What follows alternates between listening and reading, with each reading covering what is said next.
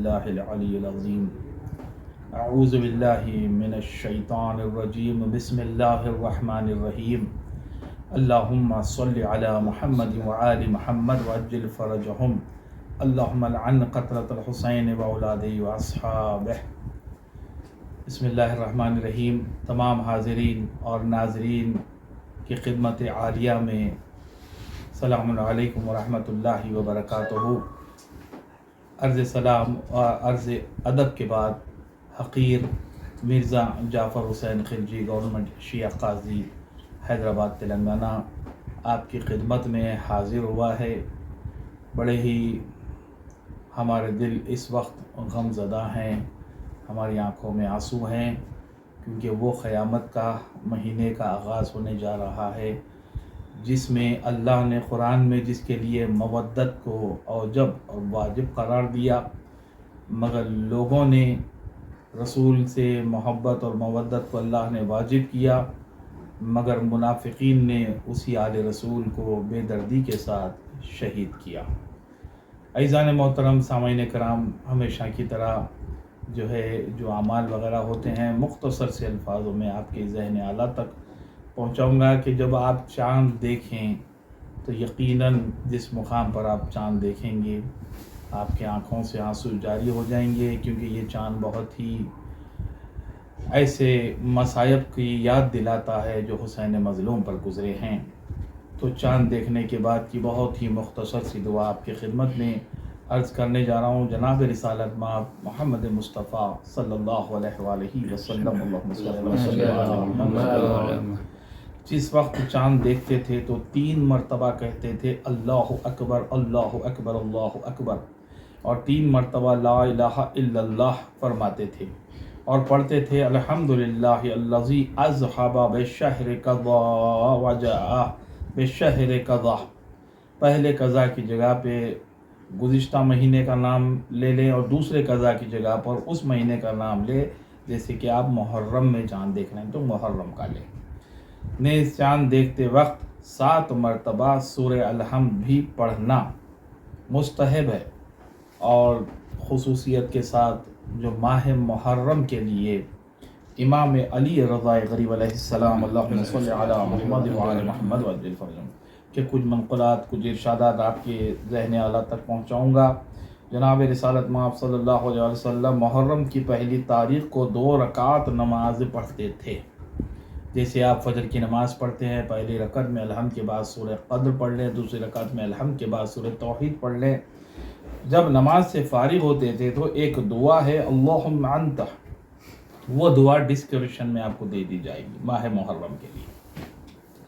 اس کے بعد دعا سے فارغ ہوں تو ماہ محرم کی 10ویں تاریخ کو روز عاشورہ کہتے ہیں۔ انشاءاللہ تعالیٰ اسی چینلوں کے ذریعے ہم اعمال روز عاشورہ بھی آپ تک پہنچائیں گے، مگر آج کے جو امام علی رضا غریب علیہ السلام، اللہم صلی علی محمد وعلی محمد وعجل فرجہم، سے منقول ہے کہ ماہ محرم وہ مہینہ تھا کہ کافر تک اس میں لڑائی جھگڑے کو حرام سمجھتے تھے، جانتے تھے، لیکن اس امت کے منافقوں نے ماہ محرم میں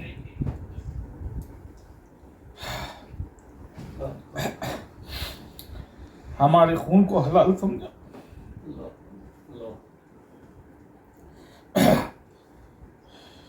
اور ہماری عورتوں کو بچوں کو قیدی بنایا، خیموں میں آگ لگائی، ہمارے مال و اسباب لوٹے، اور ہمارے یار بحرمت رسول کی رعایت نہ کی، رسول اللہ کی تک رعایت نہیں کی۔ اللہ نے مودت کا حکم دیا، انہوں نے اتنا ظلم کیا، اسی مصیبت نے ہماری آنکھوں کو زخمی کر دیا۔ پس لازم ہے کہ رونے والے اس مصیبت پر روئیں، کیونکہ حضرت امام حسین علیہ السلام پر رونا گناہان کبیرہ کو مٹا دیتا ہے، معاف کرا دیتا ہے۔ دوسری حدیث میں فرماتے ہیں کہ جب میرے جد امجد حضرت امام حسین علیہ السلام شہید ہوئے تو آسمان نے خون اور سرخ خاک برسائی۔ اگر اس مظلوم کے لیے تو اس قدر گریہ وزاری کریں کہ آنسو تیرے چہرے پر جاری ہوں، تو خداوند عالم چھوٹے اور بڑے گناہوں کو بخش دے گا۔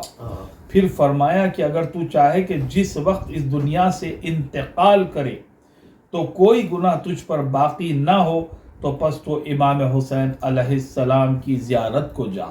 اللہ ہم سب کو زیارت سید الشہداء نصیب فرمائے۔ آپ کے قاتلوں پر لعنت کر، اور جس وقت تجھ کو امام حسین علیہ السلام کی مصیبت یاد آئے تو کہے یا لیتنی کنت معہم فافوز فوزا عظیما، کاش میں بھی شہداء کربلا کے ساتھ ہوتا، پس درجہ عظیم پر شہادت عظمیٰ پر فائز ہو جاتا ہوں۔ اتنی عظیم خوشخبریاں ہمارے لیے بعد موت کے لیے امام کائنات پہنچا رہے ہیں کہ امام حسین علیہ السلام کے قاتلوں پر لعنت پڑھنا کتنا بڑا ثواب ہے۔ اللہم لعن قتلۃ الحسین و اولادہ و اصحابہ۔ بس عزیزان محترم، میں نے یہ امام کے ارشادات چند آپ کے سامنے پیش کیے ہیں، اور 10 بستہ بچوں کے لیے چند معروضات ہیں، جیسا کہ میں نے گزشتہ موقع پر بھی یہ باتیں عرض کی تھی کہ ہم کو چاہیے، بچوں کے لیے عرض کر رہا ہوں، بڑے اور بزرگ تو جانتے ہیں کہ جب ہم نماز کے لیے وضو کرتے ہیں تو مجالسوں کے لیے بھی جب بھی نکلیں تو ہمارے بچوں سے آپ لوگ کہیں کہ باوضو ہو کر مجالسوں میں تشریف لے جائیں، کیونکہ مجلس حسین وہ عبادت ہے جو حق مودت میں مرکزیت ادا کرتی ہے۔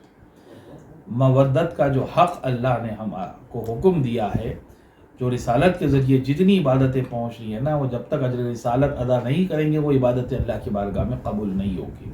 الف بھی پہنچا ہے تو رسول اللہ کی محنت رسالت کے ذریعے پہنچا ہے، تو اسی رسول کی آل کا غم منانے کے لیے جب ہم جائیں تو ایک مومن دوسرے مومن کو دیکھیں، اور ایک مومن دوسرے مومن سے جب بھی مصافحہ کریں، کیونکہ مصافحہ کے لیے امام کائنات فرماتے ہیں ایک مومن دوسرے مومن سے مصافحہ کرتا ہے تو دلوں کا کینہ دور ہوتا ہے۔ جیسا کہ مسلسل میں عرض کر رہا ہوں کہ ہم کو امام کے حکم پہ چلنے کا نام ہے۔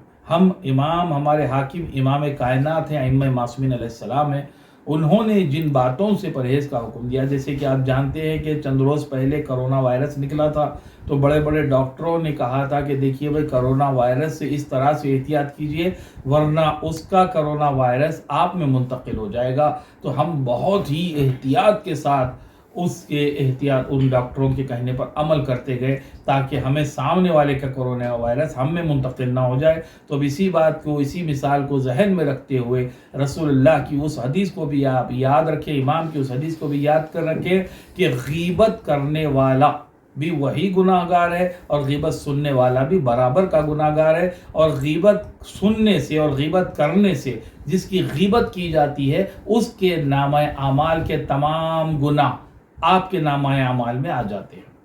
تو جیسے کہ کرونا وائرس کی بیماری آپ ان کے حصے میں آ جاتی ہے جو مصافحہ کرتے، جو احتیاط نہیں کرتے۔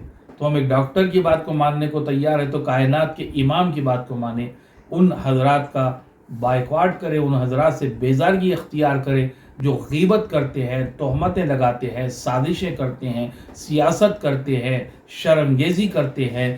ایسے لوگوں سے اجتناب کرے، ان سے دوری اختیار کرے، ان سے بیزارگی اختیار کرے۔ دیکھیے ہوتا یہ ہے کہ ایک آدمی کو کسی سے تکلیف ہوتی ہے تو وہ 10 آدمیوں میں وہ تکلیف کو پہنچانا چاہتا ہے، غیبت کر کے، تہمت لگا کے۔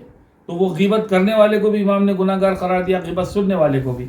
پھر امام مولا ہمارے حاکم تو مولا نے کیا فرمایا، سچ اور جھوٹ میں فرق کیا ہے آپ دیکھ لیجئے، مشہور و معروف ارشادات ہے، میرا کام صرف ارشادات پہنچانا ہے۔ مولا فرماتے سچ اور جھوٹ میں فرق ہے، اپنے دست مبارک اور رخسار مبارک پر رکھ کے بتایا کہ آنکھوں سے دیکھنا اور کانوں سے سننا، تب جا کے وہ سچ ہوگا۔ صرف کانوں سے سنی سنی بات پہ۔ پھر مولا فرماتے جس نے چغل خور کی بات سنی اس نے اپنے سچے دوست کو کھو دیا۔ پھر ایک بات اور ایک ہے جو آخری جملے میں عرض کرتا ہوں، وقت زیادہ نہ ہو آپ لوگوں کا، کہ مولا کائنات فرماتے ہیں کہ بڑا مشہور و معروف ارشاد ہے، دنیا بد سے بدتر اسی لیے نہیں ہو رہی ہے کیونکہ برے لوگ زیادہ ہیں، بلکہ اسی لیے ہو رہی ہے اچھے لوگ خاموش ہیں، اچھے لوگ خاموش ہیں، غیبت خوروں کی باتیں سن رہے ہیں، چغل خوروں کی باتوں میں آ رہے ہیں، یہ نہیں سمجھ رہے کہ امام کے حکم پہ عمل کرنے میں ہمارا فائدہ ہے۔ امام آپ کے ساتھ اکیلے، دیکھیے مولا کا ایک اور ایک ارشاد ہے، تم حق پہ رہو گے، اکیلے بھی رہو گے تو جیت تمہاری ہوگی، مولا ضمانت دے رہے ہیں۔ تو ان باتوں کو خاص طور پہ محرم میں احتیاط کیجئے۔ کسی میں اتنی ہمت نہیں ہے کہ اللہ کسی کو عزت دے دے تو اس کی عزت خراب کر دے، نہیں کر سکتا کوئی بھی۔ اللہ جسے ذلیل کرے اسے کوئی عزت نہیں دے سکے. اس بات پر یقین رکھیں آیت پر، اور خلوص کے ساتھ عزاداری میں بچوں کے لیے عرض کر رہا ہوں، بڑوں بزرگوں کے لیے تو صرف امام کے ارشادات پہنچا رہا ہوں. اسی کے ساتھ تمام چینل والوں کا میں دل کی گہرائیوں سے ممنون و مشکور ہوں کہ انہی کی محنتوں کی وجہ سے گھر گھر میں یہ تمام تعلیمات پہنچتی ہیں، اور جو ہے ہم کو ایسے بننا ہے ایسے عزادار بننا ہے کہ ہماری شہزادی کونین ہم کو دیکھ کر رشک کرے کہ یہ میرے حسین کے چاہنے والے ہیں. کیونکہ عزاداری ہی ایک ایسی عبادت ہے جس کا صلہ جو ہے نا شہزادی فاطمہ زہرا کی دعا ہے. بس عزاداری میں کوئی بھی کریں گے تو شہزادی کو تکلیف ہوگی، تو شہزادی کو تکلیف نہ دے. میں بھی نہیں کرنا چاہیے، ہم سب کو نہیں کرنا چاہیے. اسی کے ساتھ اجازت چاہتا ہوں. آخر مرزا جعفر حسین خلجی اور میں شیخ قاضی حیدرآباد تلنگانہ آپ سب کے حق میں دعا کرتا ہوں کہ پروردگار تمام حاضرین و ناظرین کے دلی مرادوں کو برداشت. پروردگار تجھے تیرے جلال کا واسطہ امام حسین السلام شہدائے کربلا علیہ السلام کے قاتلوں کے عذاب میں شدت فرما، اور ہم سب کو زیارت شہدائے کربلا نصیب فرما. تمام حاضرین ناظرین چینل والوں کو اللہ آباد و شاد رکھے. اللہم صلی علی محمد و آل محمد وعجل فرجہ.